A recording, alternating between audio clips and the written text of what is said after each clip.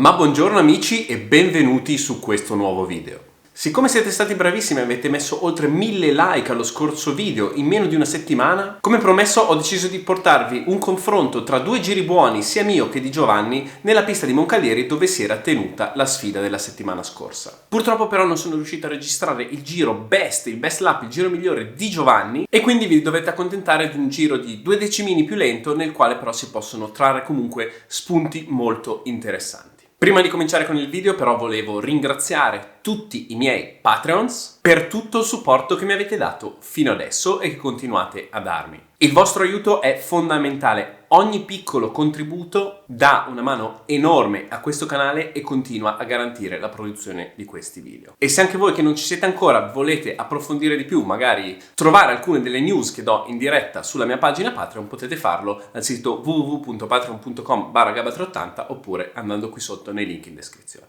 Come al solito, da buono youtuber vi invito anche a lasciare subito un like al canale e da iscrivervi che tanto è gratis e non vi costa nulla.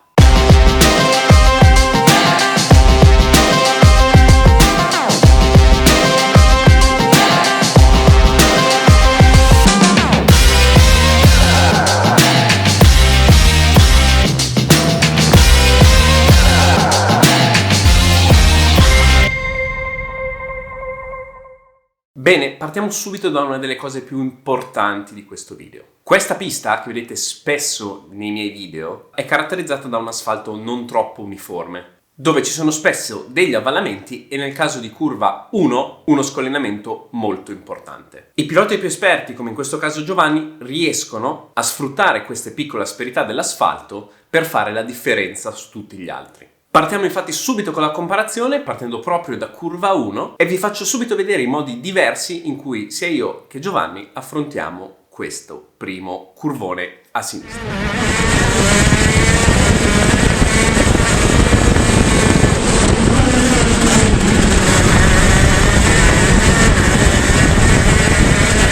Perfetto, adesso rivediamo la stessa cosa ma separati.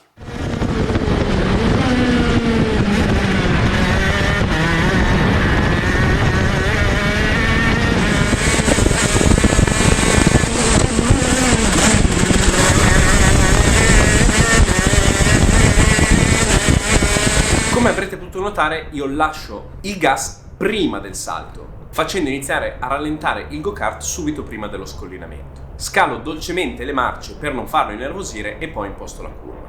Giovanni invece tiene il gas aperto, salta con ancora il gas premuto e non appena riatterra tira una staccatona fino al punto di corda. Notate anche come Giovanni stia molto più stretto sul punto di corda rispetto a me, ma non solo in ingresso, per tutta la percorrenza della curva. Io invece purtroppo mi allargo un pochino sulla parte esterna, di quei 40-50 cm, trovandomi in una zona con un pochino magnon grip e come potete vedere il mio go-kart tende a scomporsi un pochettino.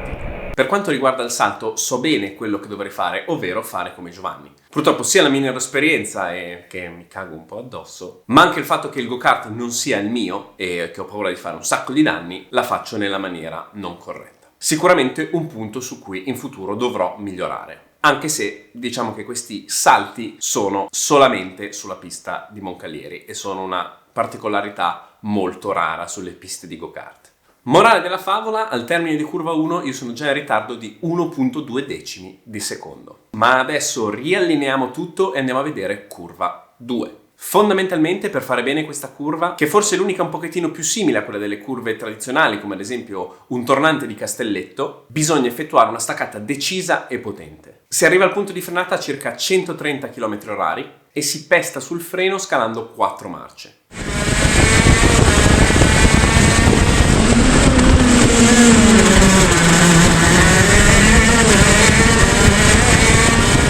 Andiamo a vedere prima la mia staccata e poi quella di Joe.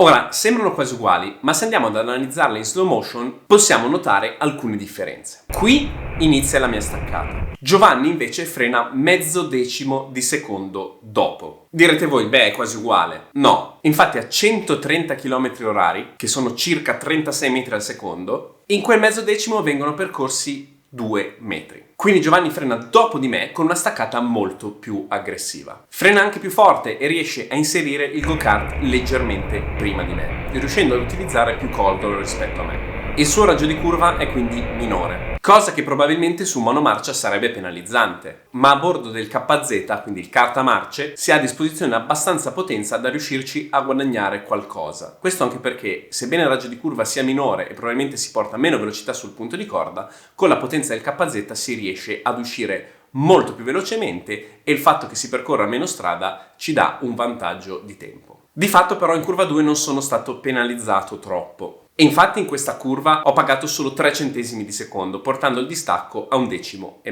Ma riallineiamo e andiamo a curva 3. Curva a gomito strettissima da prima. Sì, lo dico perché molte volte me l'avete fatto notare, non si mette la prima sul KZ, non si usa la prima, Qui si mette la prima. È una pista con dei tornantini veramente strettissimi. Bisogna vederla per crederci, che inoltre ha un rettilineo abbastanza lungo e quindi non saremo in grado di accorciare i rapporti abbastanza per farla da seconda senza poi arrivare a limitatori impiccatissimi a metà del rettilineo principale. Quindi in questa curva, in quella dopo, in quella ancora dopo si usa la prima. Punto.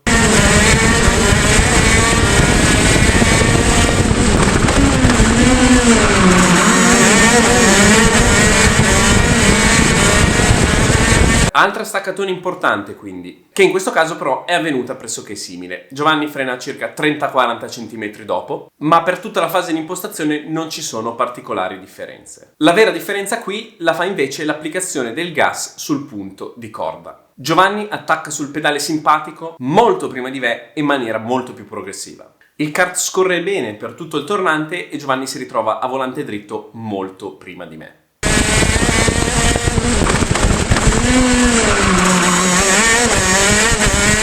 Io invece, avendo ritardato l'applicazione sul gas e poi avendo pestato troppo forte, sono costretto a fare alcune correzioni in uscita, che non mi permettono di avere la giusta accelerazione su tutto il rettilineo che ne segue.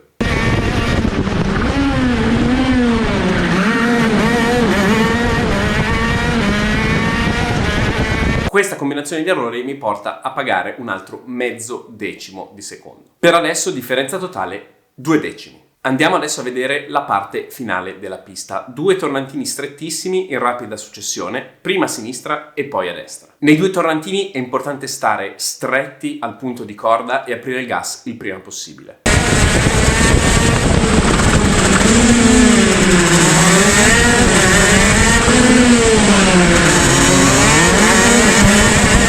Anche in questo caso la staccata avviene in maniera quasi simultanea, ma come al solito Giovanni frena più forte. La frenata più aggressiva gli permette di rallentare il kart prima di me, inserirlo prima e riuscire ad arrivare al punto di corda molto più stretto rispetto a quanto abbia fatto io.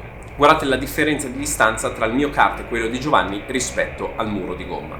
Sicuramente anche le particolarità della pista premiano i più coraggiosi, perché un minimo errore o fare la curva troppo stretta rischierebbe di farvi toccare con lo spoiler o peggio con la gomma contro il muro di gomme e rischiereste di rompere. Giovanni poi si trova leggermente disturbato dal traffico, anche se non in maniera eccessiva. Infatti riesce comunque ad impostare correttamente la curva e riallineare il kart abbastanza velocemente. Anche qui l'anticipo sull'applicazione dell'acceleratore mi fa perdere qualcosina. In questi 2 tornanti infatti ho pagato un altro mezzo decimo. Andiamo quindi ad analizzare l'ultima curva. Qui la differenza dipende sempre dall'applicazione anticipata dell'acceleratore di Giovanni rispetto alla mia. Come potete notare, Giovanni va molto prima sul gas e lo fa in maniera prolungata per tutta la curva. Io infatti qui ritardo sostanzialmente andare sul pedale felice, mentre lui, ancora prima di arrivare sul punto di corda, è già con l'acceleratore premuto e costante per tutta la curva.